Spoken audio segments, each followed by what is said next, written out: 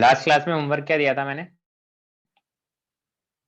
Sir aromatic का sir exercise 1 का सी और डी। ठीक है, वो कल वाली क्लास में डिस्कस करेंगे हम लोग, है ना। कल भी लेक्चर है हमारा, उसको कल डिस्कस करते हैं। हाँ सर। तो लास्ट लेक्चर में हमने क्या किया था, हमने जीरो ऑर्डर के कुछ क्वेश्चंस देखे थे, देन फर्स्ट ऑर्डर रिएक्शन के बारे में पढ़ा था, टीआफ वगैरह ये सब निकाला था, उसके ग्राफ्स देखे थे, एंड नोट डाल के कुछ पॉइंट्स लिखे, फिर जीरो ऑर्डर फर्स्ट ऑर्डर को कंपेयर किया, फिर एक क्वेश्चन दिया मैंने। देन सेकेंड ऑर्डर रिएक्शन में टाइप 1, टाइप 2 और टाइप 3 तीनों को मैंने बताया, फिर सूडो फर्स्ट ऑर्डर के बारे में बात करी। ठीक है, चलिए अब हम लोग एक जनरल फार्मूला डिराइव करते हैं। हमने जीरो ऑर्डर फर्स्ट ऑर्डर और सेकंड ऑर्डर के लिए तो पढ़ लिया, अब हम लोग एक जनरल फार्मूला डिराइव करते हैं। इसके लिए हम लोग बोलते हैं किसके लिए फार्मूला डिराइव कर रहे हैं, फॉर nth ऑर्डर रिएक्शन। ठीक है, ये तुम्हें ही डिराइव करना है, मैं एक बार लिख के बता देता हूँ कि मान लीजिए ए से मुझे मिल रहा है प्रोडक्ट, ठीक है, तो रेट ऑफ रिएक्शन किसके इक्वल होगा बताइए। सर k इंटू ए की power n। k into A की पावर n, ऐसे ही minus D A by D T is equal to K A की पावर n बोल सकते हैं हम लोग, है ना। Minus D A by D two K A की पावर n बोल सकते हैं। हाँ सर। तो वो इक्वेशन डिराइव करो, जैसे जीरो ऑर्डर में था ना C naught minus C T, first order में L N C naught minus L N C T, same वैसा ही इसमें इक्वेशन क्या आएगा वो मुझे बताओ डिराइव करके।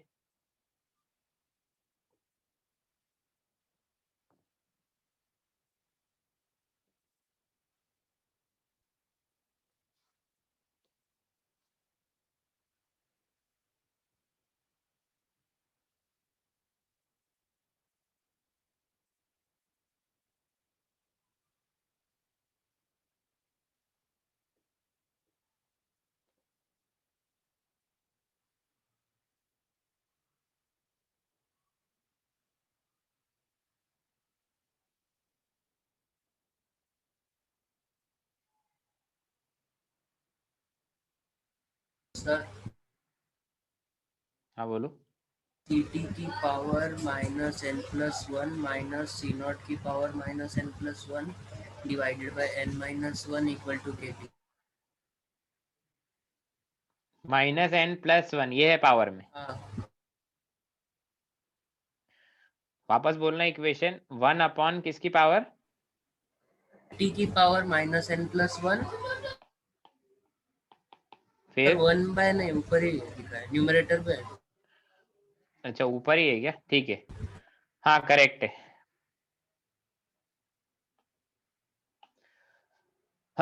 देखिए इसमें हमने करना क्या है, सिंपल है, हम लोग अगेन इसको इंटीग्रेट करेंगे, अभी नहीं करना, पहले इधर उधर तो ले जाएं। तो उससे लेना है ना। हाँ, तो इसको लिखेंगे minus D A upon A की power n is equal to K D T. इसको इंटीग्रेट करें हम लोग 0 से t और ये सी नॉट से सी टी, है ना। तो ये आएगा माइनस में, मैं डायरेक्ट लिख रहा हूँ, तुम्हें आता होगा इंटीग्रेशन इतना तो। 1 माइनस n नीचे सर। हाँ वो n minus one plus one एक ही बात है, ठीक है। अब इसको मैं और सॉल्व करूं तो ये बनेगा 1 upon n minus one, 1 upon A की power n minus one, C naught से C T is equal to K T. तो यहाँ से देखो फॉर्मूला क्या बनता है, 1 upon n minus one, 1 upon C T की power n minus one minus 1 upon C naught की power n minus one is equal to K T, है ना। अब यहाँ पर ये मेरा फार्मूला बना है nth ऑर्डर के लिए। इस फार्मूले में एक खास बात है, वो क्या है, खास बात है इस फार्मूले में क्या, सर अगर हम n वेयर की वैल्यू जो भी डालेंगे उसके n हिसाब इज से मिलेगा। Not equal to one. हम बोलते हैं यहाँ पर n का वैल्यू वन नहीं डालना, वन के अलावा तुम सब कुछ डाल दो, फार्मूले हर जगह सेम आ जाएंगे, ठीक है। वन के अलावा जो भी डालोगे सब जगह वैलिड आ जाएगा, बस वन नहीं डालना है, वन वाला फार्मूला हमें अलग से निकालना है। क्लियर है। Okay sir.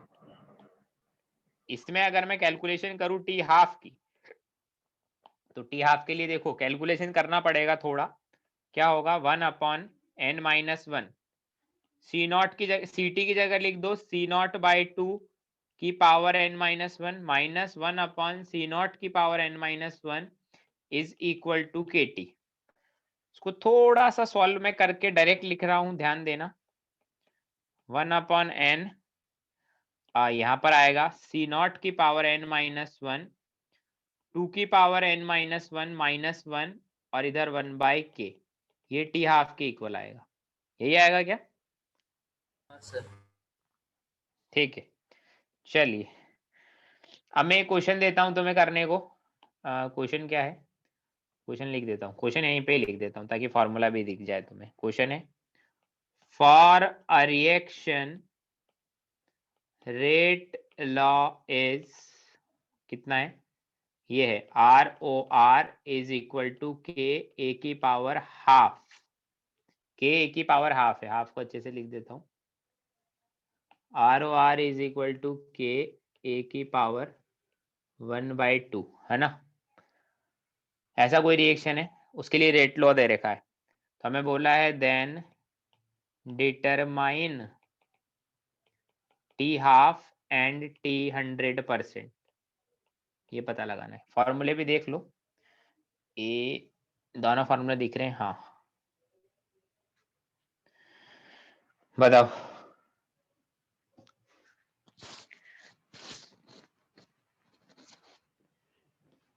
C0/K C0/K क्या आ रहा है? T half. C0/K इतना आसान सा तो नहीं आएगा, कुछ तो रूट रूट में कुछ तो आएगा।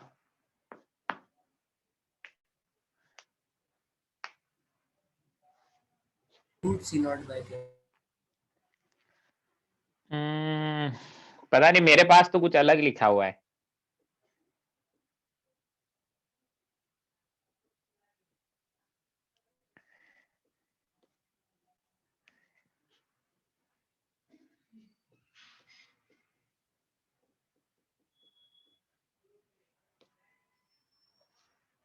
कैलकुलेशन है इसमें, और कुछ नहीं है।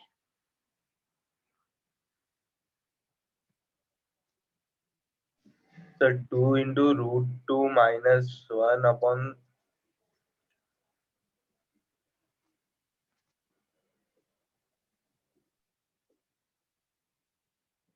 बोलो बोलो।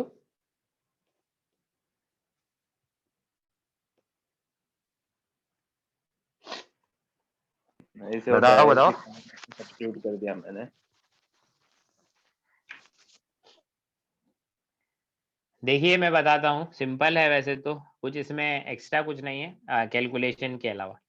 देखो n का वैल्यू कितना है? n का वैल्यू एक तो हाफ है। सबसे पहले तो मुझे पता चल गया m का वैल्यू हाफ है, तो टी हाफ कितना आएगा? 1/12 - 1, फिर 2 की पावर हाफ -1 मतलब माइनस में हाफ, -1 अपन C0 की पावर में भी माइनस में हाफ, ऐसा होगा?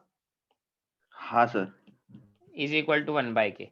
तो जो माइनस में हाफ है तो ऊपर जाके माइनस में 2 हो जाएगा। हाँ सर। और इसको 1/√2/1 लिख सकते हो, और इसको 1/रूट में C0 लिख सकता हूँ। हाँ सर।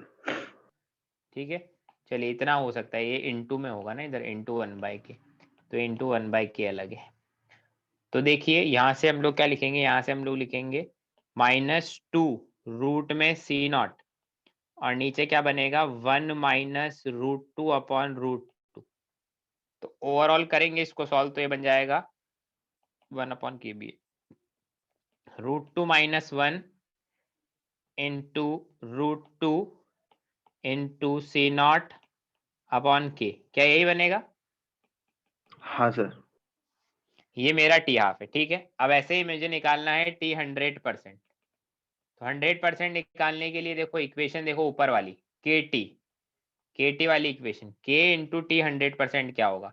ये होगा 1/n-1 इंटू 1/n-1। फिर इक्वेशन सिंपल है, रूट वाली इक्वेशन है। 1 ct की पावर कितना आएगा? Ct तो क्या हो गया है, Ct की पावर कितना आएगा सर 0 है। एक बार रुको, एक बार है ना Ct लिख देते हैं पहले। Ct की पावर माइनस ऑफ 1/C0 की पावर माइनस ऑफ, तो ये बन कितना गया है माइनस में 2 ही होगा, ये ऊपर जाके बन गया है रूट में Ct माइनस रूट में C0 is equal to KT 100%, ऐसा ही होगा। हाँ सर। और Ct तो मेरा 0 है,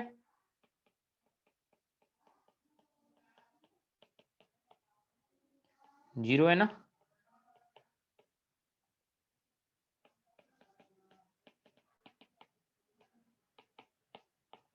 क्या सही किया है मैंने,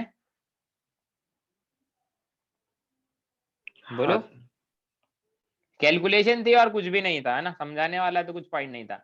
एक नोट डाल के एक बहुत इंपॉर्टेंट पॉइंट लिख रहा हूं मैं पॉइंट लिख देता हूं, तुम मुझे एक्सप्लेन करके बताना कि कैसे उसका एक्सप्लेनेशन होगा। पॉइंट क्या है, पॉइंट है ओनली दोज रिएक्शन will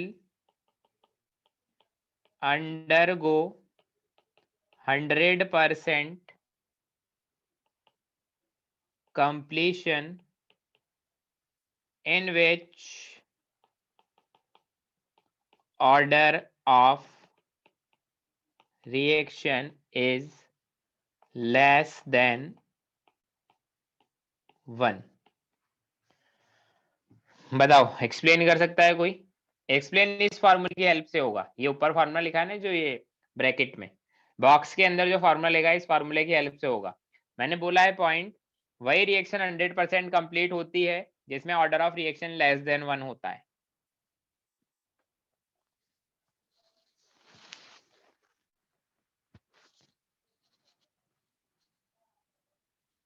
बताइए।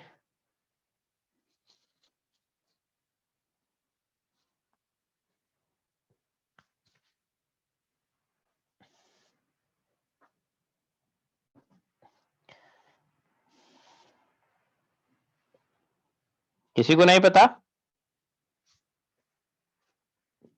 अरे थोड़ा तो सोचो, मैथमेटिकल है।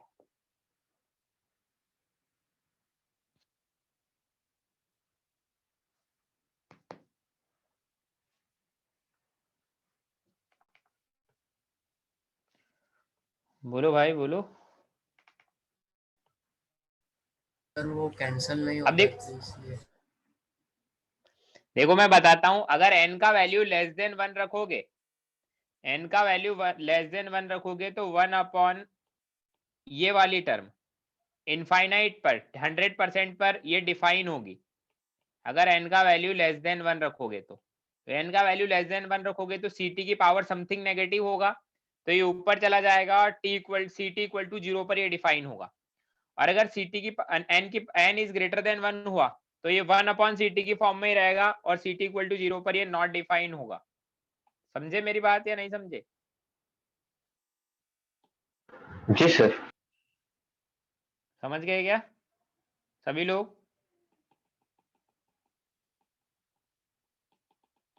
जल्दी बोलो। सर फिर से बोल सकते हो? लिख के बताता हूं मैं तुमको। हाँ देखो, हमारे को दिया क्या है 1 upon n minus 1 1 upon Ct की power 1 n minus 1 1 upon C0 की power n minus 1 is equal to KT। अगर सपोज करें n मेरा लेस देन 1 है ना, तो हमने बोला कि जब n का वैल्यू लेस देन 1 होगा तभी 100% होगा रिएक्शन, मतलब Ct इक्वल टू 0 हो सकता है। तो मान लीजिए n का वैल्यू कुछ भी है बट लेस देन 1 है, तो Ct की पावर इसको लिख दो 1 माइनस एन माइनस C0 की पावर 1 माइनस एन। ये वैल्यू क्या है, ये वैल्यू क्या है, 1 माइनस एन वाली वैल्यू पॉजिटिव है, तो Ct की पावर पॉजिटिव, ठीक है। अब Ct को 0 लिख दो, 0 की पावर में कुछ पॉजिटिव होगा तो ठीक है वो डिफाइन होगा, है ना। अब मान लीजिए ये वैल्यू ग्रेटर देन 1 है, तो ये Ct की पावर क्या होगा 1 माइनस एन, है ना, सॉरी n माइनस 1 लिखा है नीचे, 1 अपॉन n माइनस 1। अब n की वैल्यू ग्रेटर देन 1 है तो Ct की पावर मान लीजिए n की वैल्यू ग्रेटर देन 1 है, सपोज करो 10 है n का वैल्यू, तो Ct की पावर 9 आ गया, तो 1 अपॉन 0 क्या हो गया है नॉट डिफाइन हो गया ना। अगर यही वैल्यू नेगेटिव में होती तो ऊपर चला जाता Ct की पावर 9। तो हम बोल रहे हैं कि जब ग्रेटर देन 1 होता है तो Ct इक्वल टू 0 पर वैल्यू डिफाइन नहीं होती है टर्म, बट लेस देन 1 होगा तो ये 1 माइनस n माइनस 1 वाली पावर नेगेटिव हो जाती है, तो ये ऊपर चला जाएगा, तो 1 अपॉन समथिंग की टर्म्स में नहीं रहेगा, ये 1 अपॉन 0 की टर्म्स में नहीं रहेगा। समझे? हाँ सर। इसलिए बोलते हैं कि जो रिएक्शन जिसमें ऑर्डर 1 से छोटा होगा वही रिएक्शन 100% कंप्लीट होगी, उसके अलावा कोई भी रिएक्शन 100% कंप्लीट नहीं होगी। चलिए नेक्स्ट चीज हम लोग पढ़ने जा रहे हैं, टाइप्स ऑफ रिएक्शन हम लोग पढ़ चुके हैं, अब हम लोग पढ़ते हैं नेक्स्ट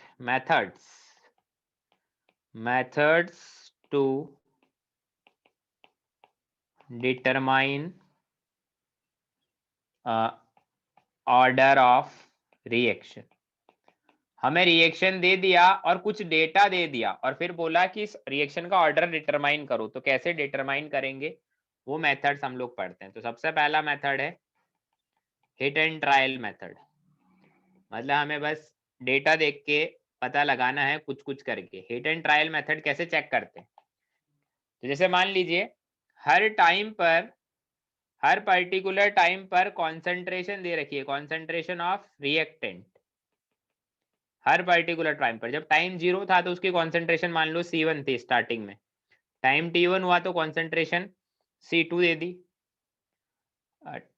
ऐसा नहीं, मान लीजिए टाइम ऐसा लेते हैं, टाइम T हुआ तो C2 दे दी, टाइम 2T हुआ तो C3 दे दी, टाइम 3T हुआ तो C4 दे दी। मतलब सिंपल सी बात है कि हर पर्टिकुलर टाइम पर उसका कॉन्सेंट्रेशन हमें गिवन है ना, हर पर्टिकुलर टाइम पर उसका कॉन्सेंट्रेशन हमको गिवन है। अब बोला है कि पता लगाओ रिएक्शन का ऑर्डर क्या होगा, तो कैसे पता लगाएंगे, कोई बता सकता है मेरे को? अलग अलग टाइम्स पर रिएक्टेंट की अलग अलग कॉन्सेंट्रेशन दे रखी है,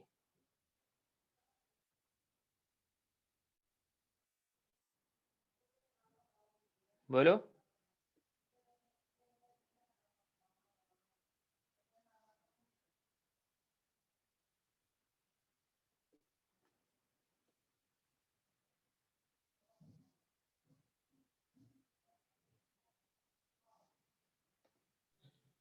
सर हम टाइम और कॉन्सेंट्रेशन डाल के देखेंगे कि कौन सा रिएक्शन होगी ना। देखो हम लोग क्या करेंगे उस केस में, हम लोग क्या करेंगे, हम लोग ऐसा बोलेंगे let reaction be first order, sorry 0 order. हम लोग मान लेंगे कि रिएक्शन 0 ऑर्डर है और 0 ऑर्डर के अकॉर्डिंग डेटा सेटिस्फाई करेंगे। जैसे मान लो पहले मैं अलग अलग रेंज में बात करता हूँ, जैसे 0 ऑर्डर में क्या होता है C0 minus CT equal to KT, तो मैं कैसे लिखता हूँ कि पहले लिखा C0 कितना था C1 माइनस CT कितना हुआ C2 के, टाइम कितना लगा C1 से C2 होने में, टाइम कितना लगा T। तो इस टाइम पर मैं K का वैल्यू निकालता हूँ C1 minus C2 upon T, क्योंकि C1 C2 और T हमें पता है, तो K का वैल्यू मान लिया मैंने K1 निकाला। अब नेक्स्ट वाले के लिए लगाता हूँ, क्या C2 था C0, C2 हुआ C3, K और टाइम लगा T, और इसका K मान लेता हूँ K2, तो K2 कितना आया C2 minus C3 upon T। ये बात समझ आई क्या? हाँ सर। पहले सिर्फ इस इंटरवल के लिए देखा, फिर इस इंटरवल के लिए देखा, अब इस इंटरवल के लिए देखेंगे। तो इस इंटरवल के लिए क्या होगा, C0 C3 हो जाएगा, CT C4 हो जाएगा, K3 T।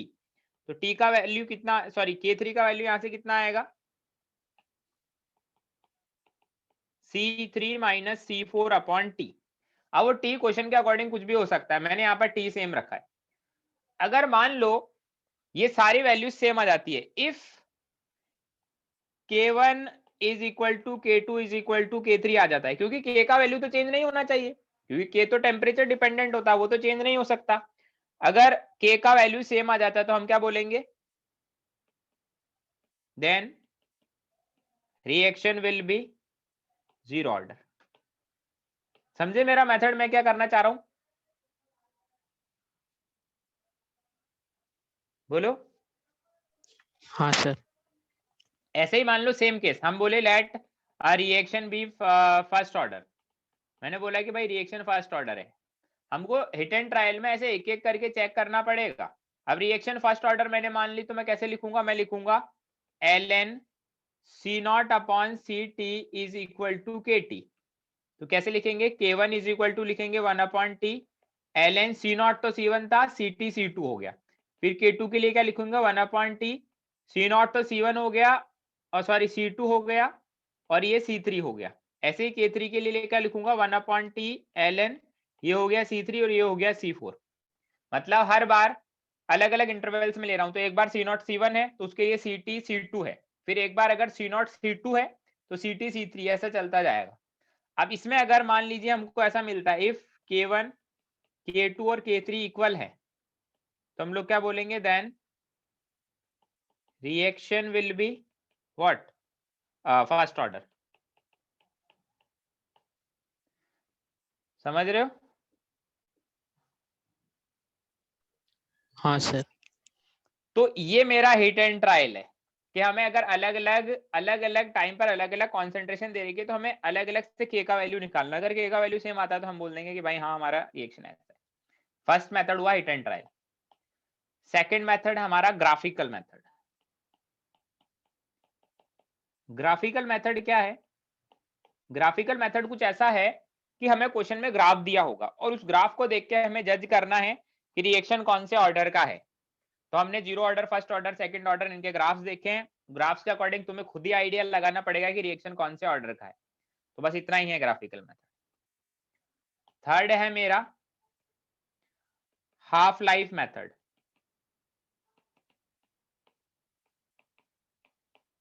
Half life method क्या है? हाफ लाइफ मेथड देखो, हमने ऐसा पढ़ा है कि जो टी हाफ होता है वो इनिशियल कॉन्सेंट्रेशन के कैसे प्रोपोर्शनल होता है? बोलो। C0 raised to 1 minus n। 1 minus N.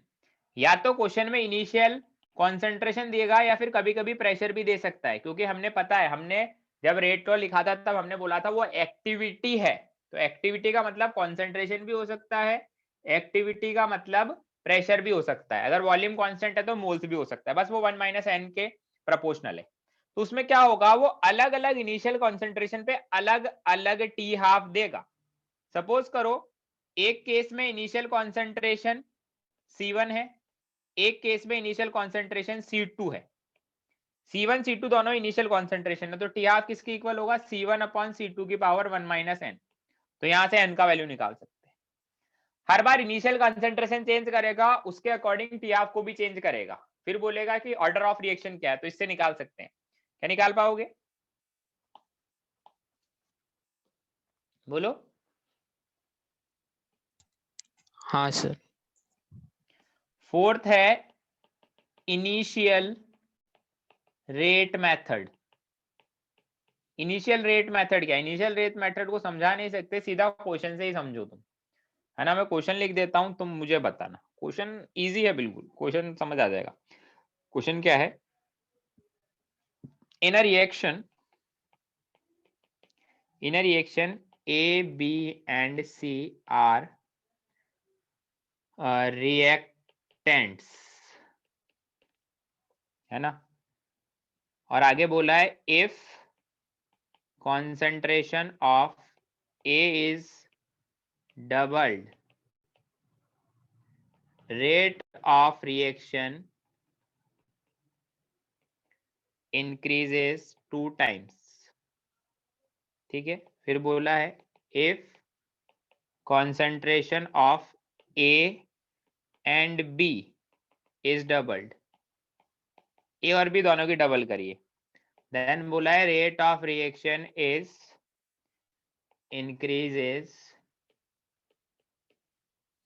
2 times. ठीक है, फिर बोला है if concentration of C is tripled, then बोला है rate of reaction is increases 9 times. And बोला है क्वेश्चन क्या है, find overall order of reaction. बताएं क्या होगा। ट्रिपल करने पर 9 टाइम्स हो रहा है ना, ठीक है बताओ।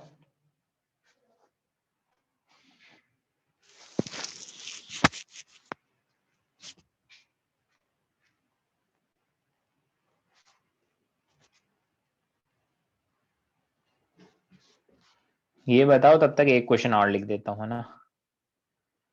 क्वेश्चन कहाँ से लिखे, यहाँ से लिख देते हैं।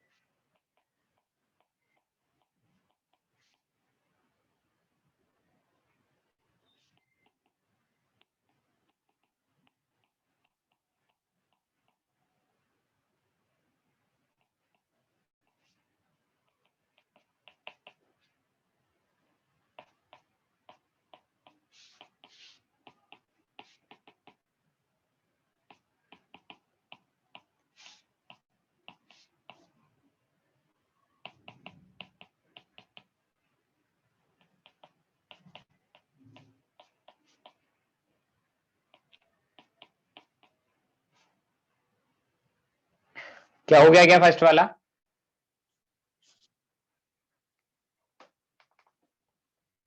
बोलो भाई।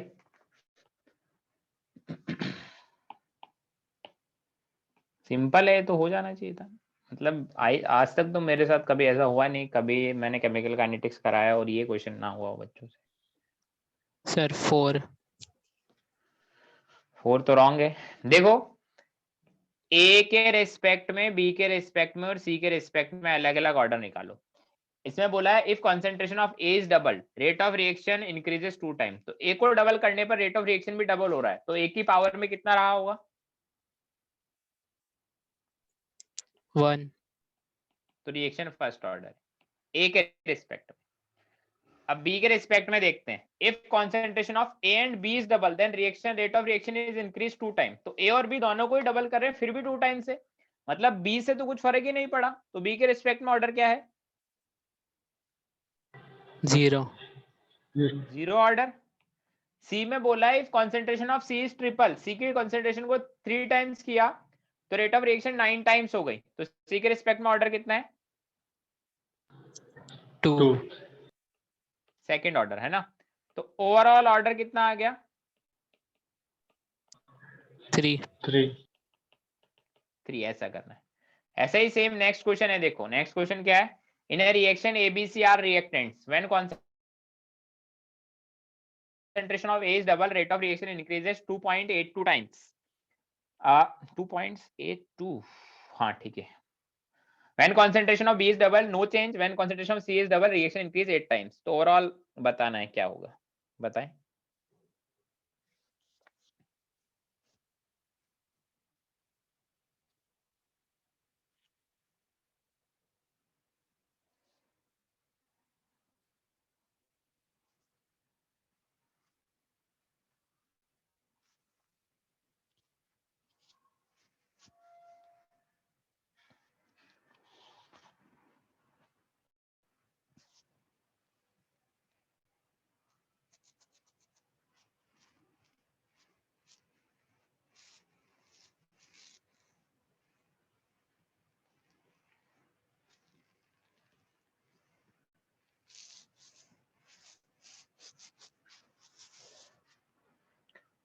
हो गया क्या,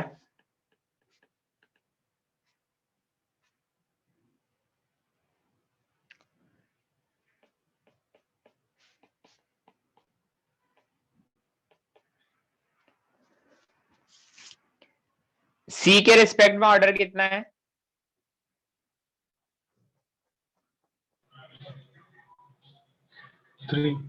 3 बी के रिस्पेक्ट में 0 0 है ना। अच्छा एक चीज मैं बता देता हूं, शायद अब हो जाए तुमसे। 2.82 का मतलब होता है 2√2। अभी सोचो,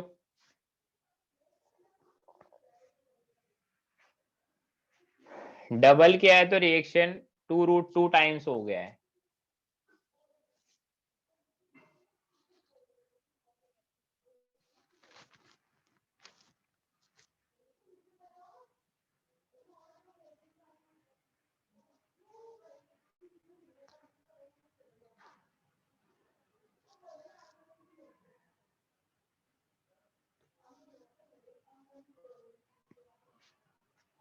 अरे लगाओ यार मैथमेटिक्स, क्या कर रहे हो?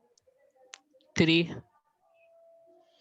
हे भगवान, कौन सी मैथ से? सिंपल सा फंडा है, इतना तो कर ही सकते हो। रेट ऑफ रिएक्शन मान लीजिए ए की पावर में n है। रेट ऑफ रिएक्शन मान लो पहले x था, तो a कितना था? a मान लीजिए y की पावर n था। अब रेट ऑफ रिएक्शन क्या हो गया है? Increases 2.82 times when concentration of a is double. तो ये x हो गया, तो 1/2√2 इज इक्वल टू 1/2 की पावर में n, या फिर लिख सकते हैं 2√2 इज इक्वल टू 2 की पावर में n। n का वैल्यू पता लगाना है, सिंपल, इतनी मैथमेटिक्स नहीं आती।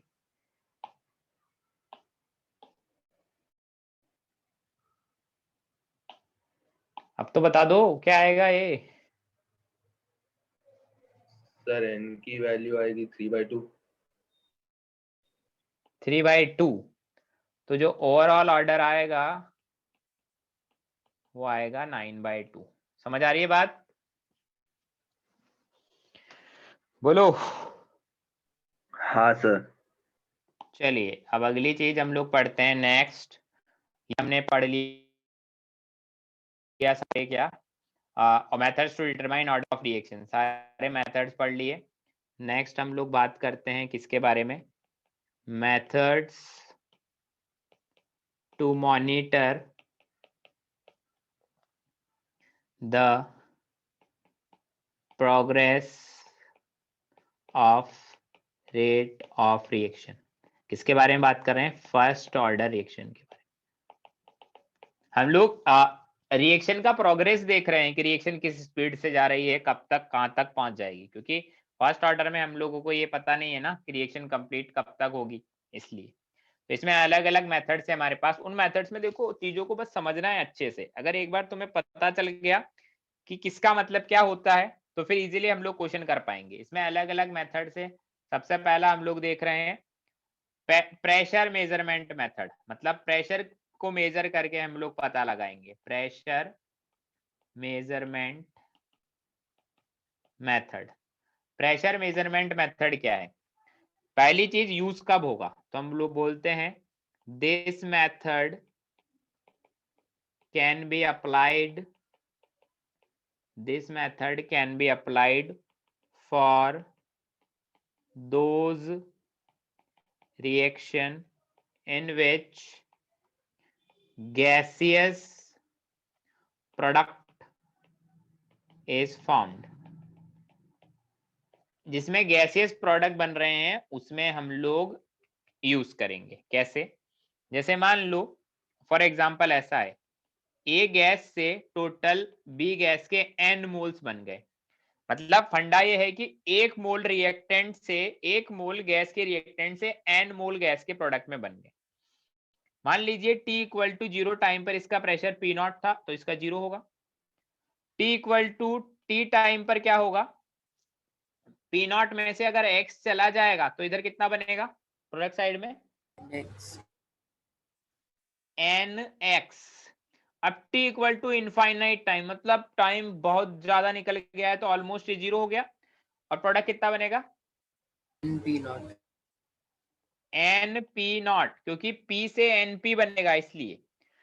तो देखो हम लोग क्या लिखते हैं for first order reaction, kt is equal to ln P not upon P not minus X, A upon A minus X की जैसा ही लिखा है मैंने। क्या ये बात समझ आती है? ठीक है। या फिर हम लोग इसको ऐसा बोल सकते हैं, क्या हम लोग इसको ऐसा बोल सकते हैं कि इसको एक और तरह से लिख सकते हैं, वो तरीका मैं बाद में बताऊंगा, पहले एक दो चीजें डिफाइन कर दूं। हम लोग बोलते हैं T इक्वल टू 0 पर जो टोटल प्रेशर हम लोग बोलेंगे, ध्यान रखना मैं टोटल प्रेशर की बात कर रहा हूं, ना कि सिर्फ एक के प्रेशर की, टोटल प्रेशर वो कितना है P nought, T equal to 0 पर। T equal to T time पर टोटल प्रेशर कितना है? P not minus X plus N X, P not minus X plus N X, total pressure, total. Okay तो sir. इसको हम लोग PT से denote, T equal to T time पर जो टोटल प्रेशर है, तो PT कितना आएगा? PT आएगा P nought plus N minus 1x। ऐसे T equal to infinite time पर हम लोग जो टोटल प्रेशर बोलते हैं, जिसको P इनफाइनाइट बोलेंगे हम लोग, वो कितना होगा? N P nought, N P nought. ठीक है, चलिए अच्छी बात है। अब देखो हमें जो आंसर लाना है ना, देखो ये फॉर्मूला हमने कहा पढ़ा था,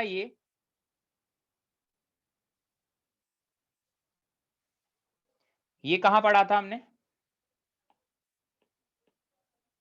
पहले सर पढ़ा वो था ना? टाइप 3 वाले में पढ़ा था, सेकंड ऑर्डर। नहीं नहीं नहीं, हमने पढ़ा था ये फर्स्ट ऑर्डर में ही, ln a upon a minus X, kt equal to ln a upon a minus X पढ़ा था। हाँ सर। तो बस यहाँ पर a की जगह p है, तो ln p not upon p not minus x. अब इसी फॉर्मूले को थोड़ा सा मॉडिफाई करना है और फॉर्मूले को p नॉट pt और p इंफिनिटी की टर्म्स में लाना है, मतलब x को एलिमिनेट करना है।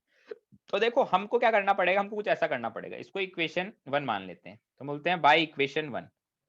क्या बाय इक्वेशन 1 में ऐसा लिख सकता हूं क्या? x का वैल्यू लिख सकता हूं by equation 1, x equal to pt minus P not upon n minus 1, ऐसा लिख सकता हूं? ठीक है।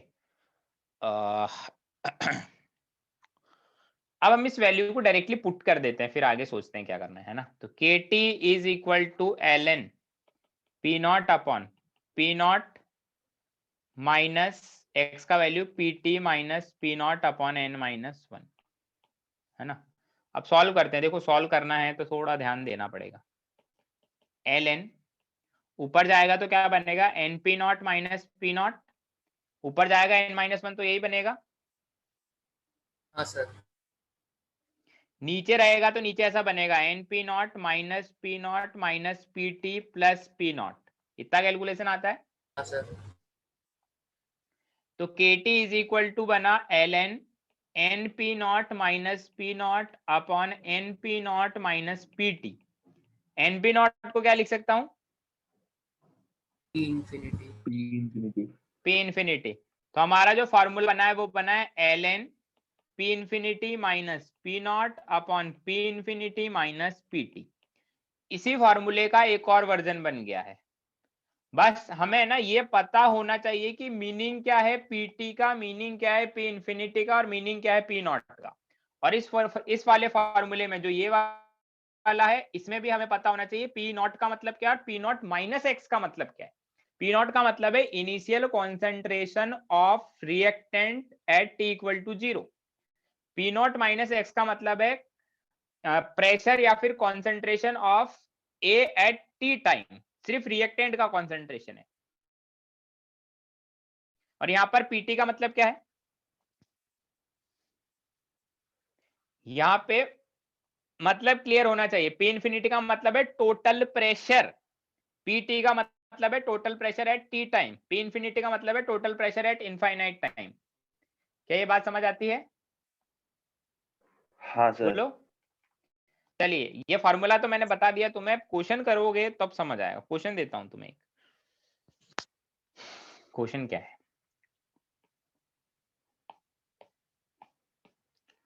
क्वेश्चन करोगे तब समझ आएगी कहानी। क्वेश्चन है the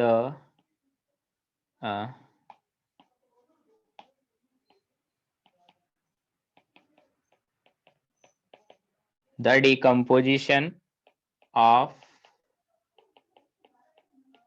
compound P at temperature T according to the equation.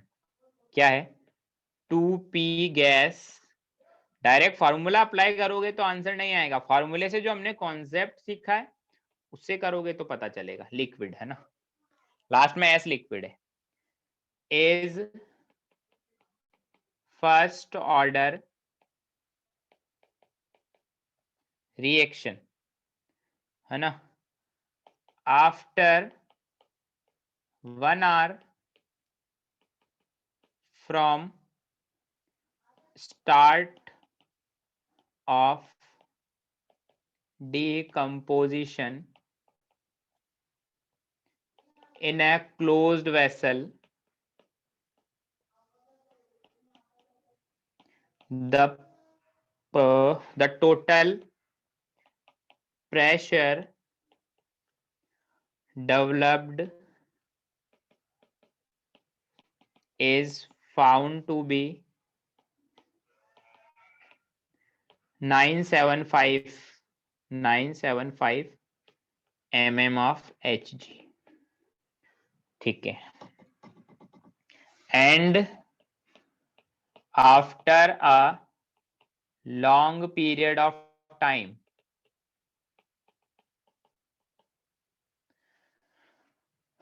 the total pressure is observed to be 800 mm of Hg.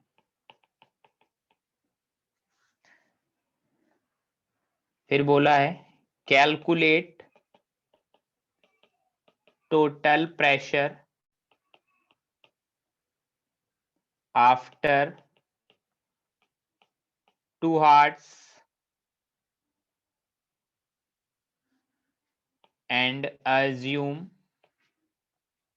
that volume of liquid is negligible as compared to gas. करो, ये question है, करो इसको, बताओ. Concept समझा होगा तो हो जाएगा.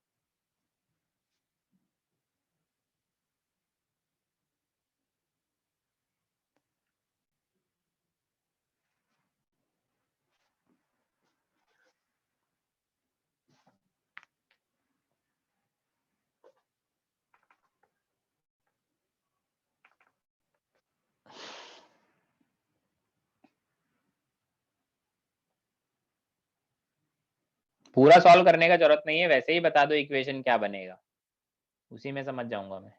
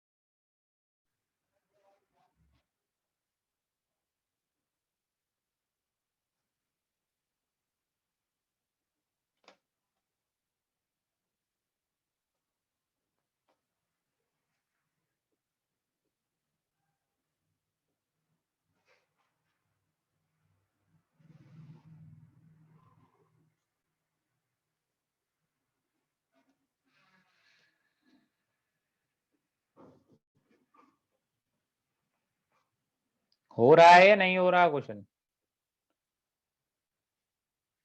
के क्या ले लो? क्या हुआ? के का क्या बोल रहा है ये? सर, के का कैसे करेंगे? किसका? मैं सुना ही नहीं दे रहा मेरे को, क्या बोल रहा है तू? के का के का क्या करना है? के टर्म्स में ये आंसर दे दो। के का क्या करना है? नहीं नहीं नहीं, के का वैल्यू निकालना पड़ेगा, जो डेटा दे रखा है उससे के का वैल्यू आ जाएगा।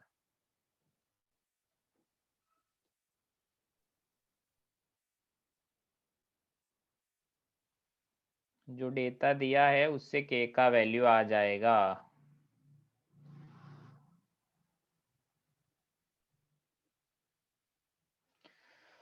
जल्दी से करो, 4 मिनट का टाइम और है।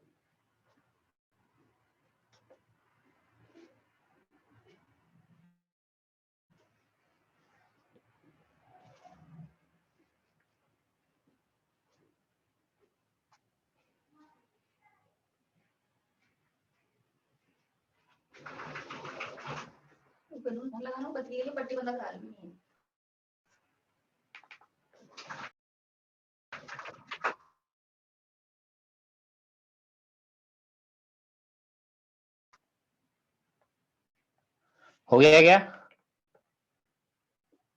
सॉल्व करना है बच्चों।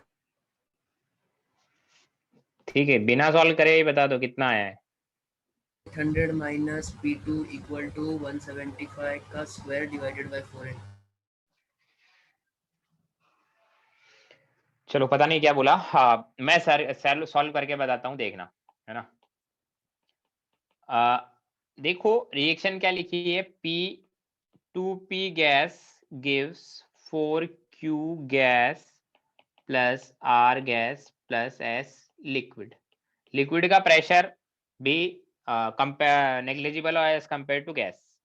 तो T इक्वल टू 0 पर मान लीजिए इसका प्रेशर P0 है, इसका 0, इसका 0, इसका नहीं कंसीडर कर रहे। T इक्वल टू 1 आवर पर है ना, 1 घंटे बाद क्या हुआ, मान लीजिए P0 में से 2x कम हुआ प्रेशर, तो Q का कितना प्रेशर फॉर्म होगा?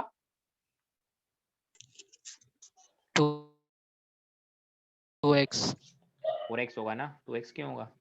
कोफिशिएंट को भी तो देखो ऊपर, 2p से 4q और r है वो, अगर ये 2x कम होगा तो 4x और x बनेगा। ये बात समझ आती है? बोलो। हाँ सर। तो pt कितना होगा? pt मतलब 1 घंटे बाद प्रेशर, तो इन सभी का सम कर दो।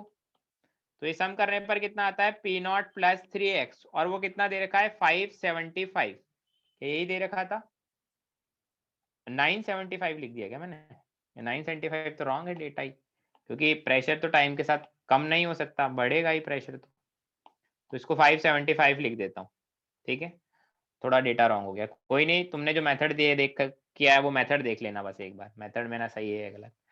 575 होगा, ठीक। तो हमारे को एक चीज पता चल गई, P naught plus 3x is equal to 575, equation 1। अब t इक्वल टू इनफाइनाइट पे क्या होगा, t इक्वल टू इनफाइनाइट पे क्या होगा, इक्वेशन को देखो, t इक्वल टू इनफाइनाइट पे क्या होगा, ये तो 0 हो गया, ये 4q में कितना आएगा प्रेशर, बोलो बोलो बोलो बोलो। Sir 4p0। 2p नॉट, अरे जब p नॉट में से p नॉट गया होगा तभी तो 0 हुआ होगा, जब ये p नॉट खत्म हुआ है तो उसका डबल मतलब 2p नॉट बनेगा, क्योंकि जब 2p से 4q है ना, तो 2 से 4 मतलब डबल, तो p नॉट खत्म हुआ तो इधर 2p नॉट, और r में कितना जाएगा, नॉट बाय 2। Not by 2। इस चीज को समझना बहुत जरूरी है, मोल कॉन्सेप्ट और केमिकल इक्विलिब्रियम का फंडा है ये। तो ये हो गया पी नॉट बाय 2, ये बात समझ आती है। हाँ सर। हाँ सर। तो P इनफाइनाइट कितना हुआ, P naught 2P naught plus P naught by 2, मतलब 5P नॉट बाय 2, और ये किसके इक्वल है, 800 क्वेश्चन में गिवन है। तो ये इक्वेशन 2 हो गई। हम बोलते हैं बाय इक्वेशन 1 एंड 2 जो मेरा P नॉट है उसका वैल्यू तो आएगा 320, और जो X है उसका वैल्यू आएगा 85। क्या यही आ रहा है क्या, देख लो एक बार, 575 माइनस 320 बाय 3 बाय 3 ना, हाँ यही आ रहा है। तो देखो P नॉट वैल्यू पता चल गई, X का वैल्यू पता चल गया। अब KT लगाओ, KT is equal to ln P not minus PT upon P not minus PT, P infinity minus P not minus P infinity minus PT, ऐसा। अब K कितना है पता नहीं, टाइम को है ना 1 आवर ही रखो, आर्ट्स में ही रहने दो क्योंकि दूसरा भी आर्ट्स में निकाल रहे ना, इसलिए ln P इन्फिनिटी कितना था 800, P नॉट कितना था 320, P इन्फिनिटी कितना था अगेन P इन्फिनिटी 800, PT कितना हुआ, PT इज 575, 575, PT गिवन है 575, ये रहा। तो यहां से सॉल्व किया तो K का वैल्यू आया ln 480 डिवाइडेड बाय 225।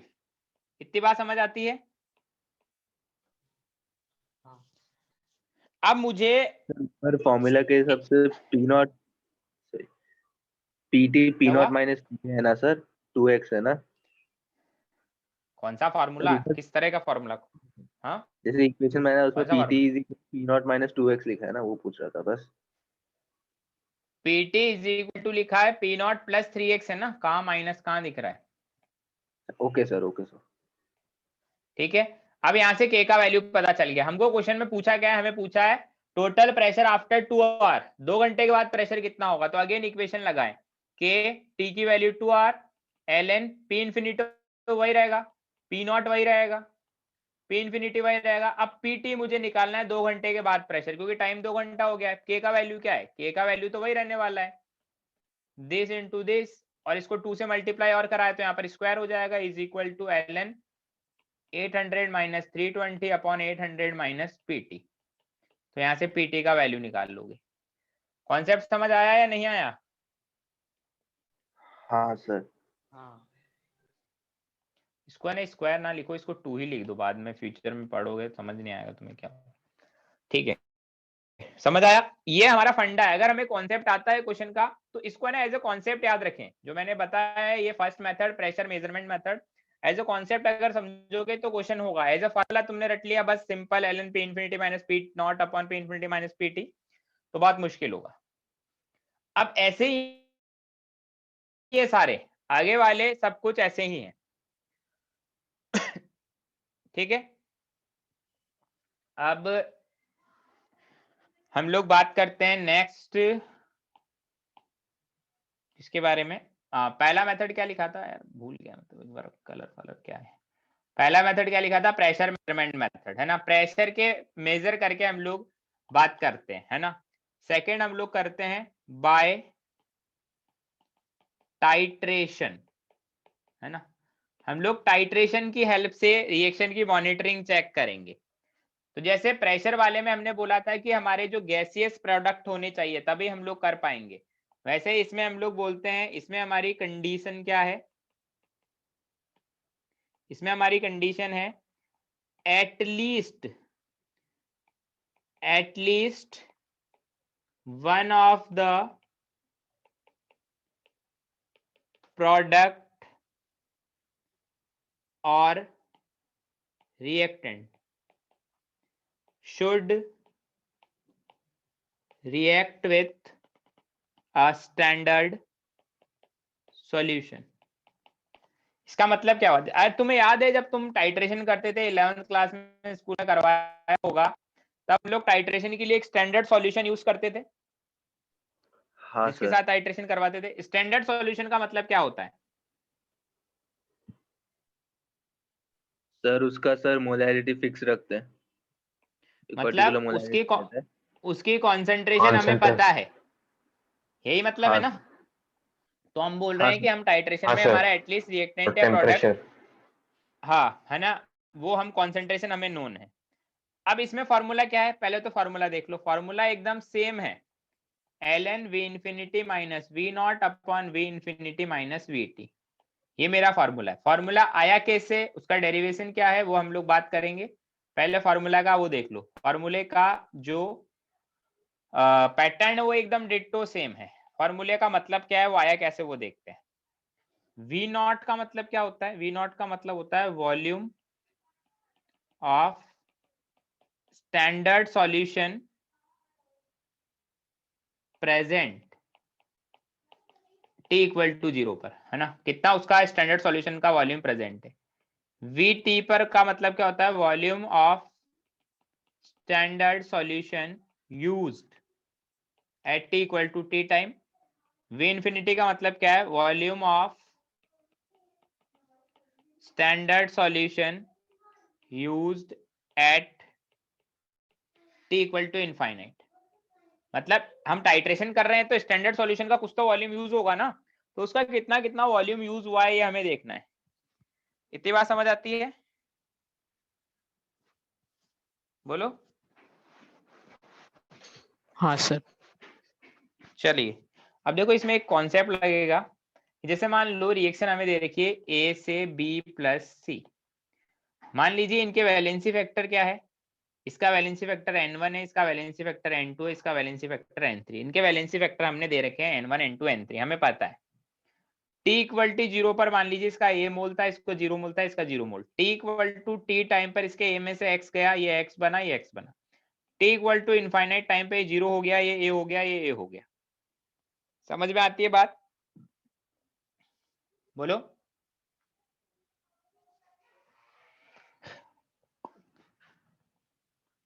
बोलो। हाँ सर। अब मैं बोलता हूं कि मेरा जो स्टैंडर्ड सॉल्यूशन है ना, वो कौन है? वो KMnO4 है, और उसका जो नॉर्मेलिटी है वो n है। n है उसका नॉर्मेलिटी, ये नून है। ये क्या है? ये नून है, हमें पता है ये क्या है, नॉर्मेलिटी। अब KMnO4 मान लीजिए स्टैंडर्ड सॉल्यूशन तीनों से रिएक्शन करता है, ए से भी, बी से भी, सी से भी, ठीक है। तो हम बोलते हैं t इक्वल टू 0 पर क्या होगा? हर टाइम यही होगा कि जो इक्विवेलेंट ऑफ KMnO4 होंगे वो इक्विवेलेंट ऑफ A, B और C के इक्वल होंगे हमेशा। t इक्वल टू 0 पर भी, t equal to t time पर भी, t equal to infinity time पर भी। इक्विवेलेंट कॉन्सेप्ट का मतलब ये होता है अगर वो सबसे रिएक्ट कर रहा है तो मतलब उसके इक्विवेलेंट्स इक्वल है। इक्विवेलेंट कैसे निकालते हैं? जैसे मोल होता है ना वैसा ही इक्विवेलेंट होता है, सेम है। मोल होता है मोलैरिटी इनटू वॉल्यूम, इक्विवेलेंट क्या होता है? मोलैरिटी। मैंने पढ़ा होगा तुम्हें, इक्विवेलेंट होता है नॉर्मेलिटी इनटू वॉल्यूम। यहां पर है ना, इसको यूज लिखो यार, volume of solution standard solution used at t equal to 0। Normality into volume, या फिर हम लोग इक्विवेलेंट का एक और फार्मूला लिख सकते हैं, एक सेकंड के, इक्विवेलेंट का एक और फार्मूला लिख सकते हैं क्या, मोल इनटू वैलेंसी फैक्टर। क्या ये फार्मूले कभी पढ़े हैं तुमने? सर तो देखो KMnO4 का इक्विवेलेंट कितना है, उसकी नॉर्मेलिटी n है और उसका volume used T equal to 0 पर V नॉट EA के मोल से A T इक्वल टू 0 पर, और उसका उसका वैलेंसी फैक्टर है N1, और बाकी ये दोनों तो 0 और 0 है क्योंकि इनके मोल्स फॉर्म भी नहीं हुए T इक्वल टू 0 पर, तो हम बोलेंगे NV naught equal to AN1, equation 1। क्या ये बात समझ आती है?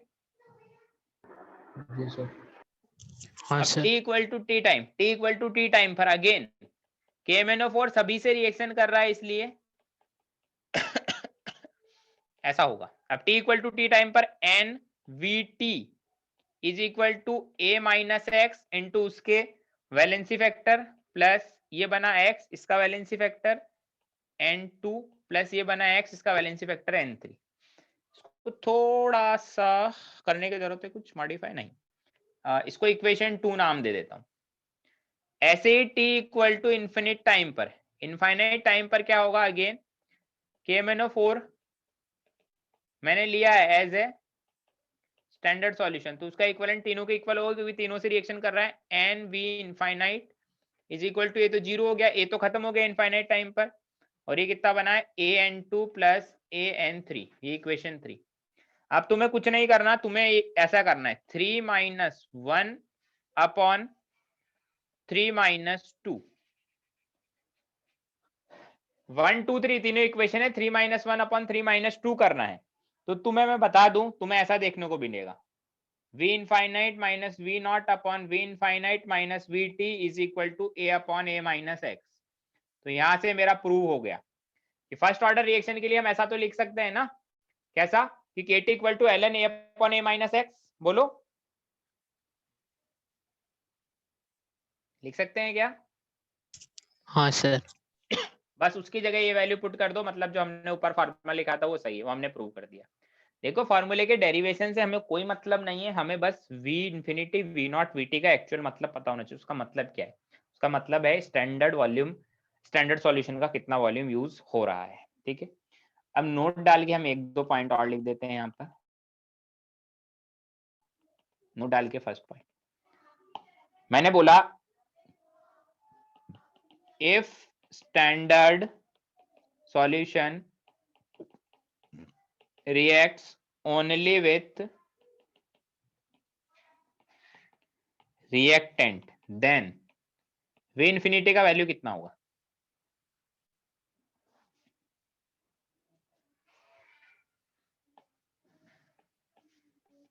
बोलो।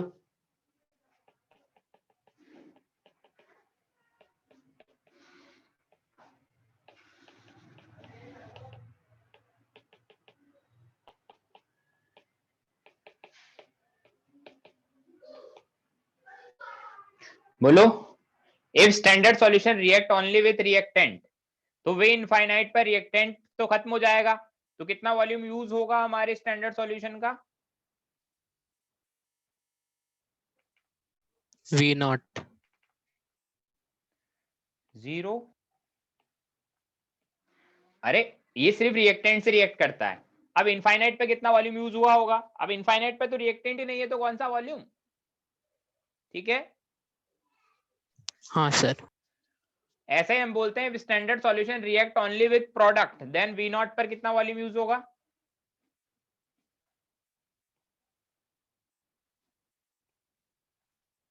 0। अगर ये सिर्फ प्रोडक्ट से रिएक्ट करता है तो V नॉट पे तो इसका 0 वॉल्यूम यूज होगा ना, क्योंकि 0 के टाइम पे तो कोई प्रोडक्ट है ही नहीं। समझ आती है बात? हाँ। चलिए बाय टाइट्रेशन हो गया, लास्ट है हमारा बाय ऑप्टिकल रोटेशन, सॉरी हाँ by optical rotation, by optical rotation. यार एक सेकंड वेट करें यार, थोड़ा मैं पानी पी लेता हूँ।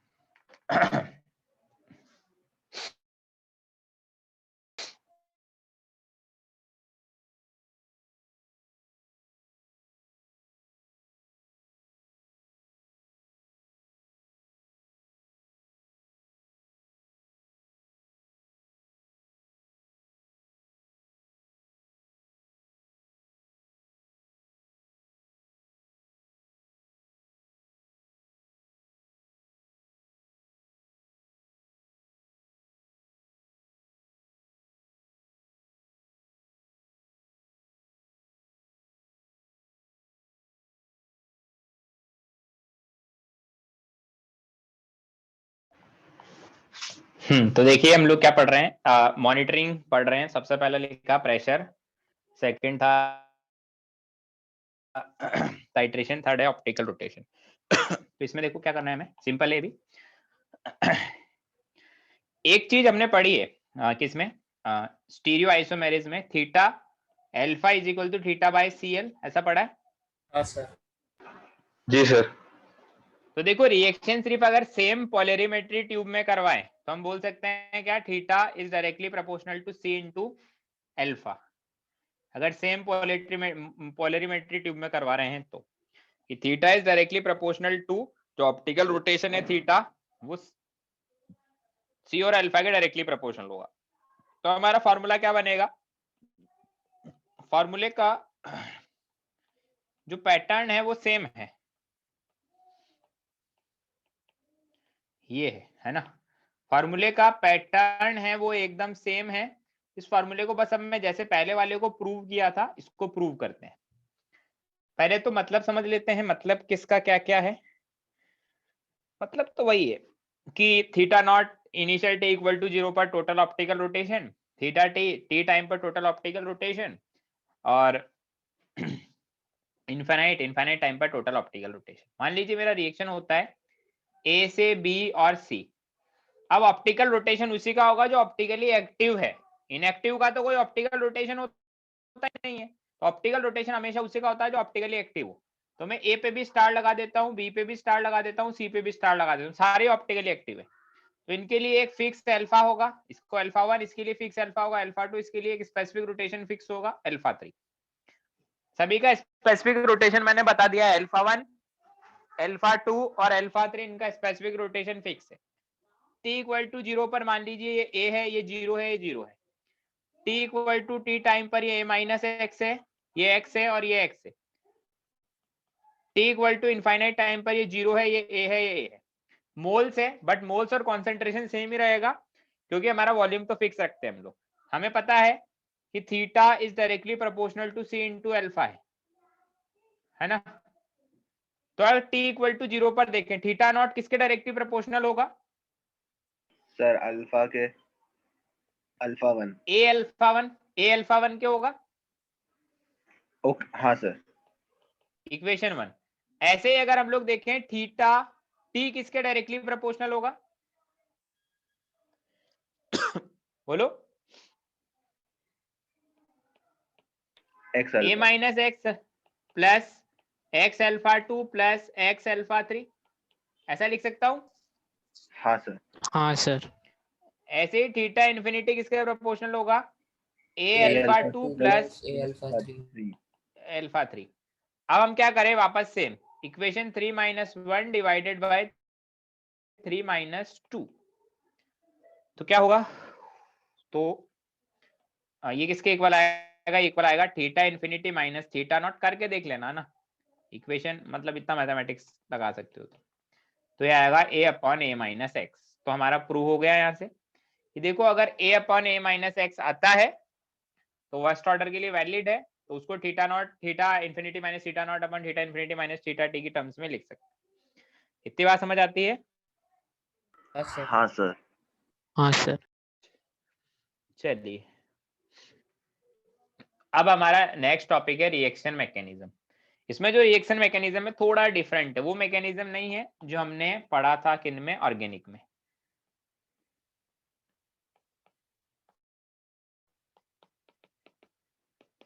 देखो ये मॉनिटरिंग के अंदर तो जितने क्वेश्चंस करोगे शीट से उतना ही ज्यादा फंडा क्लियर होगा। एक क्वेश्चन से मैंने सारा कॉन्सेप्ट तुम्हें समझा दिया कैसा होता है, ठीक है। रिएक्शन मैकेनिज्म के बारे में कुछ पॉइंट्स लिखते हैं। क्या होता है रिएक्शन मैकेनिज्म, हम बोलते हैं it is a systematic representation of a complex reaction. Complex reaction का क्या मतलब है, ऐसा रिएक्शन जो एक से ज्यादा स्टेप में हो उसका रिप्रेजेंटेशन है ना, ठीक है। एक से ज्यादा स्टेप में होने वाले रिएक्शन को कॉम्प्लेक्स रिएक्शन बोलते हैं। हम बोलते हैं ईच, क्या बोलते हैं, each step of the reaction is elementary. इसका मतलब क्या है? Each step of the reaction is elementary का मतलब क्या होता है? बताओ।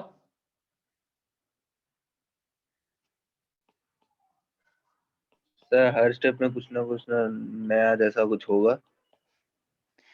इसका मतलब है each step of the reaction is elementary का मतलब है, जैसे मान लीजिए कॉम्प्लेक्स रिएक्शन है वो 2 स्टेप में हो रही है, तो दोनों रिएक्शन 2 स्टेप में हो रही है, मतलब 2 रिएक्शन होगी तो दोनों रिएक्शन एलिमेंट्री है। एलिमेंट्री रिएक्शन का मतलब ऐसी रिएक्शन जिसमें स्टाइकियोमेट्रिक कोफिशिएंट को हम एज ए ऑर्डर लिख पाए उसको एलिमेंट्री या सिंपल रिएक्शन बोलते हैं। ठीक है, ऐसी रिएक्शन जिसमें हम लोग स्टाइकियोमेट्रिक कोफिशिएंट को एज ए ऑर्डर लिख पाए तो उसको एलिमेंट्री रिएक्शन बोलते हैं, और जिसमें नहीं लिख पाए उसको हम लोग कॉम्प्लेक्स रिएक्शन बोलते हैं। समझ गए? हाँ सर। मैंने लिखा है third point, the sum of all elementary steps gives the overall reaction. हाँ तो ये तो ठीक है कि भैया सारी एलिमेंट्री रिएक्शन को ऐड कर दोगे तो ओवरऑल रिएक्शन आ जाएगी। फोर्थ पॉइंट, कैटलिस्ट कैन और can not participate in the chemical reaction. मतलब कैटलिस्ट पार्टिसिपेट कर भी सकता है नहीं भी कर सकता, उसकी मर्जी है, रिएक्शन के अकॉर्डिंग डिसाइड होगा। Fifth point, in the mechanism other than reactant and product, all the species are intermediate। हम बोलते हैं किसी भी रिएक्शन में रिएक्टेंट और प्रोडक्ट के अलावा सारी स्पीशी क्या होती है? इंटरमीडिएट होती है, रिएक्टेंट और प्रोडक्ट के अलावा। 6 point, the slowest step out of the elementary steps is the RDS। मतलब कॉम्प्लेक्स रिएक्शन होगी उसमें बहुत सारे एलिमेंट्री स्टेप्स होंगे, मतलब अलग अलग स्टेप्स होंगे, उसमें जो स्लोवेस्ट होता है वो RDS होता है। ये तो पता ही है, ऑर्गेनिक में इतना पढ़ चुके हो। Next point, in case of photochemical reaction, in case of photochemical reaction, the rate of reaction depends on intensity of light। ये चीज हम लोग पहले भी देख चुके हैं जब मैं फर्स्ट ऑर्डर रिएक्शन तुम्हें बता रहा था तब, कि जो फोटोकेमिकल रिएक्शन होती है उसमें rate of reaction intensity of light पर डिपेंड करती है। तो इतने पॉइंट्स हैं हमारे रिएक्शन मैकेनिज्म के रिगार्डिंग। अब इसमें अलग अलग केसेस है, केस बाय केस सबको पढ़ते हैं कि हम रिएक्शन मैकेनिज्म उसका लिखेंगे कैसे, मतलब रेट ऑफ रिएक्शन कैसे लिखेंगे, है ना। केस 1 क्या है? If reaction is single step, अगर मेरा रिएक्शन सिंगल स्टेप है, if reaction is single step, तो हम लोग कैसे लिखेंगे? अगर रिएक्शन सिंगल स्टेप है तो कैसा रिएक्शन है वो? कॉम्प्लेक्स या एलिमेंट्री? एलिमेंट्री। एलिमेंट्री। मान लीजिए ऐसा दिया है एग्जांपल कि 2a प्लस बी, इसका K1 रेट कांस्टेंट है और C, तो हम बोलेंगे जो रेट ऑफ रिएक्शन होगा, रिएक्शन सिंगल स्टेप है इसलिए K1 A का स्क्वायर इंटू B। इतनी बात समझ आती है? हाँ सर। अगर मान लीजिए एक और एग्जांपल दिया, अगर मेरा रिएक्शन फोटोकेमिकल रिएक्शन है HNu C और एक रेट कांस्टेंट मान लीजिए K2 है, और हमको बोला है, रुकिए पेपर ऐड कर लेता हूं थोड़े, ठीक है, और हमको बोला है कि जो इंटेंसिटी ऑफ लाइट है वो I के इक्वल है ना। इसमें हमें गिवन है क्या? इंटेंसिटी ऑफ लाइट वो किसके इक्वल दे रखा है, वो इक्वल टू आई दे रखा है। तो रेट ऑफ रिएक्शन किसके इक्वल होगा, K2 इंटू आई। ठीक है, मैंने बोला भी है कि in case of photochemical reaction rate of reaction depends on intensity of light. Light की इंटेंसिटी पे डिपेंड करेगा, कॉन्सेंट्रेशन पे नहीं। इतनी बात समझ आती है? हाँ सर। ये तो सिंपल था, if reaction is single step. Next question, next case, sorry, when ऐसा नहीं, व्हेन क्यों लिख रहे हैं हम लोग, ऐसा लिखते हैं, if reaction involving more than one step and RDS is given। मतलब रिएक्शन अब सिंगल स्टेप नहीं, एक से ज्यादा स्टेप है, बट RDS गिवन है ना। जैसे मान लीजिए एग्जांपल है रिएक्शन का। रिएक्शन ऐसी है कुछ, कैसी, 2NO2 plus Br2 gives 2NO2 Br, है ना, ये रिएक्शन है। अब रिएक्शन में हमको देखो दे रखा है रिएक्शन क्या, इसका मैकेनिज्म हमें गिवन है, रिएक्शन का मैकेनिज्म हमें गिवन है क्या, NO2 plus Br2 gives K1 है पहले वाले में, पहले वाले रिएक्शन का। तो दूसरे वाले में क्या हो रहा है, NO2 प्लस Br फिर K2 है, और बोला है ये NO2 Br है। और हमको गिवन है कि हमको पहला वाला जो रिएक्शन है, वो पहला वाला जो स्टेप है वो RDS है, हमको गिवन है। तो हम लोग क्या लिखेंगे, रेट ऑफ रिएक्शन किस पे डिपेंड करेगा सर? फर्स्ट स्टेप पे, फर्स्ट स्टेप पे डिपेंड करेगा रेट ऑफ रिएक्शन, RDS पे। और RDS मतलब एक स्टेप ही है, कोई रिएक्शन एलिमेंट्री होगा वो तो हम लोग क्या बोलेंगे, K1NO2 इंटू Br2। अब जब एक ही स्टेप पे डिपेंड कर रहा है तो सारे स्टेप तो एलिमेंट्री होते हैं, तो सिंपल हम लोग उसके स्टोइकियोमेट्रिक कोएफिशिएंट को एज ए ऑर्डर लिख देंगे अगर RDS गिवन। समझ आती है इतनी बात? हाँ सर। हाँ सर। चलिए केस नंबर 3, केस नंबर 3 क्या है, इफ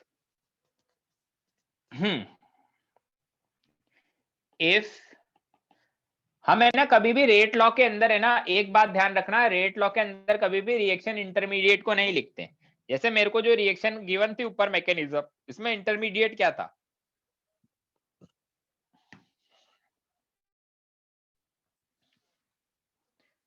जो पहले वाले एग्जांपल में रिएक्शन गिवन थे उसमें इंटरमीडिएट क्या था,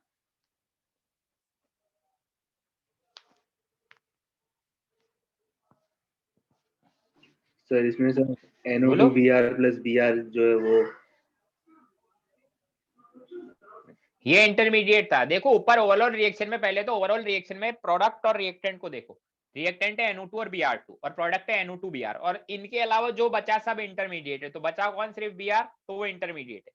तो कभी भी अगर RDS में रिएक्टेंट साइड में इंटरमीडिएट आ रहा है तो उसको नहीं लिखेंगे। तो उस केस में क्या करेंगे, तो हम लोग उसी को देखते हैं, इफ RDS इज गिवन, है ना, if RDS is given but RDS बोले तो स्लो स्टेप है ना, RDS involves reaction intermediate, but RDS में रिएक्शन इंटरमीडिएट है, तो क्या करेंगे, तो एग्जांपल से समझते हैं हम लोग, है ना। देखो 2NO plus O2 gives 2NO2 बनता है। अब रिएक्शन क्या दे रखा है, रिएक्शन ऐसा दे रखा है 2NO, ये इक्विलिब्रियम वाला रिएक्शन होगा K1 K2, फॉरवर्ड में K1 है, बैकवर्ड में K2 है ना, रेट कांस्टेंट। ये रिएक्शन तो फास्ट है ये वाला स्टेप तो, और दूसरा स्टेप दिया O2 plus N2O2 gives 2NO2, इसमें ये K3 है और ये रिएक्शन स्लो है।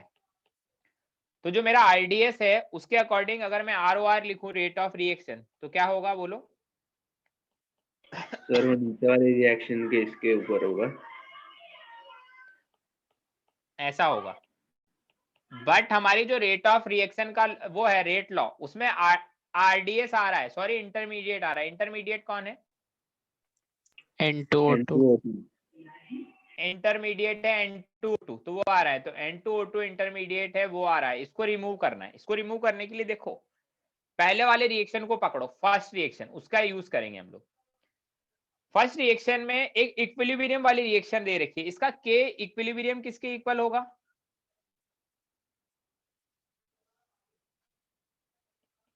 अगर पढ़ा हो केमिकल इक्विलिब्रियम में तो ऐसा होता है K forward upon K backward. हाँ सर, हाँ सर, तो वो होगा K1 अपॉन K2, मतलब N2O2 का कॉन्सेंट्रेशन अपॉन NO की कॉन्सेंट्रेशन का होल स्क्वायर। तो यहाँ से N2O2 की कॉन्सेंट्रेशन पता चल गई, उसका वैल्यू हम लोग क्या पुट कर सकते हैं? K1 अपॉन K2 और NO का होल स्क्वायर, क्योंकि NO तो रिएक्टेंट या प्रोडक्ट में से कुछ एक है, रिएक्टेंट है। अब इसको पुट कर दो फर्स्ट में, तो रेट ऑफ रिएक्शन क्या आएगा? K3 into K1 upon K2 फिर O2 और इधर NO का होल स्क्वायर। समझ आती है बात? हाँ सर। और ये क्या है जो मैंने सर्कल में लिया है? वो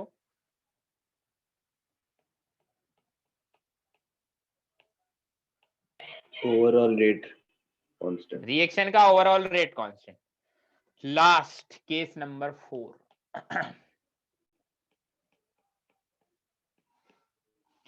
केस नंबर 4 क्या है ना? केस नंबर 4 है, ये सबसे खतरनाक केस है ना। मैकेनिज्म दे रखा हो तो कैसे कैसे रेट लॉ लिखते हैं ना, तो हम बोलते हैं when mechanism involves more, इतना क्यों लिख रहे हैं हम लोग? सिंपल सा लिखे ना।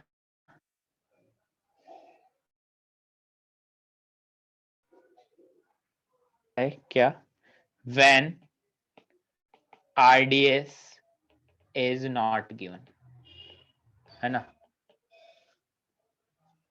अगर मुझे RDS दे ही नहीं रखा है ना, तो हमको क्या करना है? RDS हमें दे ही नहीं रखा, बस रिएक्शन दे दिया और उसका मैकेनिज्म दे दिया और बताया नहीं RDS क्या है, तो मतलब रिएक्शन कैसा होगा? एग्जांपल लिखे, रिएक्शन दे रखा है A प्लस बी गिव्स कोई प्रोडक्ट P है और उसका मैकेनिज्म हमें दे रखा है। मैकेनिज्म क्या दे रखा है? A और B से पहले I बनता है, फिर I से P बनता है, वेयर I मीन्स इंटरमीडिएट। और हमें ये नहीं बोला कि भैया RDS क्या है, कुछ भी नहीं बोला। तो हम लोग क्या करेंगे? तो हम लोग बोलेंगे, हम लोग यहाँ पर लगाते हैं क्या? हम लोग यहाँ पे लगाते हैं क्या? Steady state approximation. एक सेकंड रुके, पेन चलना बंद हो जाता है बीच बीच में। स्टडी वापस बंद हो गया। स्टडी कुछ तो गड़बड़ हो रही है, रुको।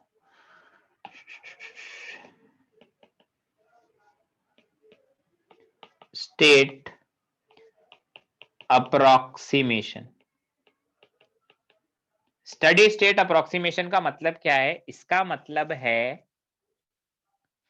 ध्यान से सुनना, बड़ा खतरनाक है। इसका मतलब है कि concentration of I becomes constant with time, मतलब di upon dt is equal to 0। ये है मेरा स्टडी स्टेट अप्रोक्सीमेशन। इसका मतलब क्या होता है? जब हमें RDS नहीं गिवन होता तब हम लोग स्टडी स्टेट अप्रोक्सीमेशन का यूज करते हैं। मतलब जो मेरा इंटरमीडिएट है उसका कॉन्सेंट्रेशन टाइम के साथ कांस्टेंट हो गया है। मतलब क्या है इसका? कोई मतलब समझा सकता है क्या बोलना चाह रहा हूं मैं?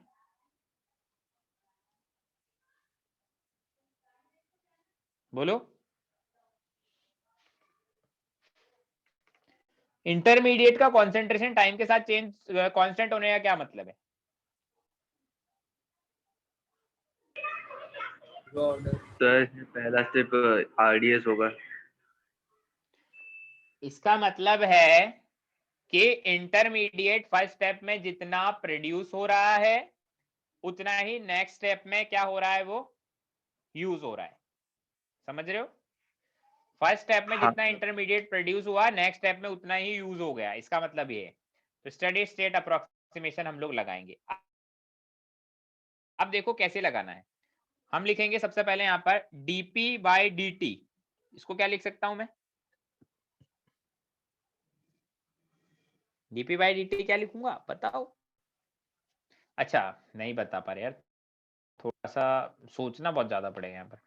मैं ऐसा लिख सकता हूं क्या, रेट ऑफ रिएक्शन, इसको देखो ओवरऑल रिएक्शन, इसको देखो, इसको इस ओवरऑल रिएक्शन को देख के मैं ऐसा लिख सकता हूँ rate of reaction dp by dt है, या तो माइनस da बाई dt लिख दूं, या माइनस dp बाई dt लिख दूं, या फिर प्लस में dp बाई dt लिख दूं, लिख सकता हूं ऐसा। हाँ सर। हाँ सर। ठीक है, तो मैंने लिख दिया rate of reaction dp by dt है। अब मैकेनिज्म में दूसरा रिएक्शन देखो, क्या उसको देखकर मैं ऐसा लिख सकता हूं क्या, dp by dt is equal to K3 into आई,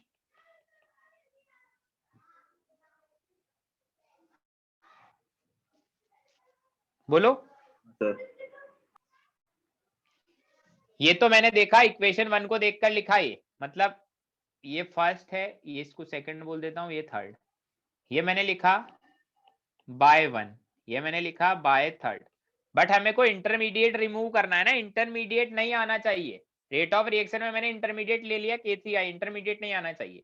तो देखो मैं क्या बोलता हूं, di बाई dt निकालो, di बाई dt दोनों से आएगा, फर्स्ट से भी आएगा, सेकंड इक्वेशन से भी आएगा d बाई dt, और थर्ड इक्वेशन से भी आएगा। तो देखो di बाई dt क्या होगा, फर्स्ट वाली इक्वेशन की हेल्प से di बाई dt आएगा K1 a into B, K1 की फॉर्म में, K1 की फॉर्म में देखो I मेरा प्रोडक्ट था इसलिए प्लस में आया K1 a plus K1 b। अब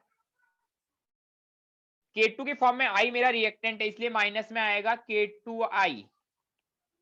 अब थर्ड रिएक्शन में I मेरा रिएक्टेंट है तो वापस आएगा माइनस में K3i।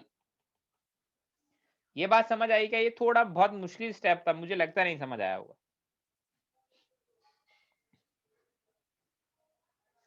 बोलो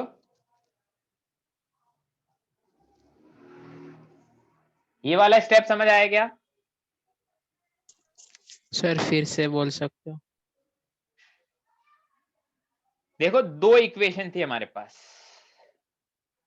तो इन दोनों इक्वेशन में देखो इनको अलग अलग लिख देता हूं। ये इक्वेशन ऐसी थी ना, इसको मैं ऐसा लिख देता हूं, कैसा, ऐसा,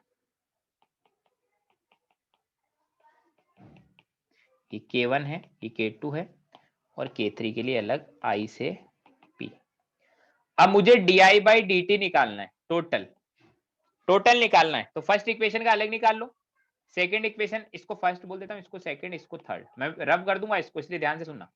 फिर di बाई dt सेकंड का अलग निकाल लो, फिर di बाई dt थर्ड का अलग निकाल लो, फिर लास्ट में क्या करना, उनको ऐड कर देना, तो ऊपर वाला ये इक्वेशन आ जाएगा जो मैंने ऊपर लिखा है। फर्स्ट इक्वेशन से di बाई dt निकालेंगे तो क्या आएगा, K1 a इंटू बी, यही आएगा, क्योंकि हाँ जो सर। K1 के आगे जो ये लिखते हैं वो तो रिएक्टेंट ही लिखते हैं। सेकंड इक्वेशन से di बाई dt क्या आएगा,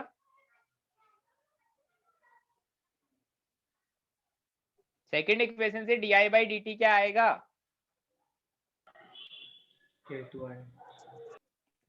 K2i तो आएगा, बट माइनस साइन भी होगा, क्योंकि di बाई dt में यहाँ पर माइनस साइन लिखता मैं, क्योंकि di मेरा i मेरा रिएक्टेंट है, तो उस माइनस साइन को यहाँ से हटाकर मैंने राइट हैंड साइड में लिख दिया है, समझ गए? हाँ सर। हाँ सर। थर्ड वाले में आएगा K3i, माइनस साइन क्यों लिखा, क्योंकि ये रिएक्टेंट है। K3i क्यों लिखा, क्योंकि K3 इंटू रिएक्टेंट से लिखते हैं। अब तीनों को ऐड कर दो तो ऊपर वाला इक्वेशन बन जाएगा। समझ में आई कहानी? हाँ हाँ सर। ठीक है, अगर अभी भी किसी को समझ नहीं आई तो फिर वापस रिकॉर्डिंग देख लेना, फिर भी नहीं आती तो एक बार और देख लेना, फिर भी नहीं आती तो एक बार और। कुछ तो यहाँ से चला गया है बाय इक्वेशन 3, ठीक है। अब देखो हमने क्या माना है, हमने माना है di by dt is equal to 0, मतलब K1 a into B minus K2i minus K3i। तो इसको 0 माना है, तो यहाँ से जो i का वैल्यू आएगा वो कितना आएगा, i का वैल्यू आएगा k1 upon k2 plus k3 a into B. अब इस इक्वेशन को पुट कर दो ऊपर, तो आर ओ आर क्या आएगा, आर ओ आर आएगा k3 into k1 upon k2 plus k3 a into B.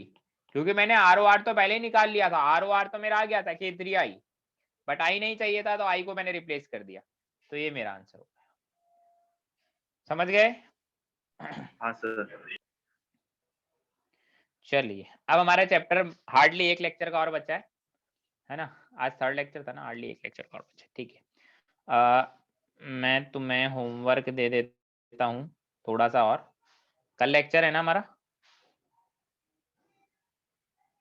हाँ सर।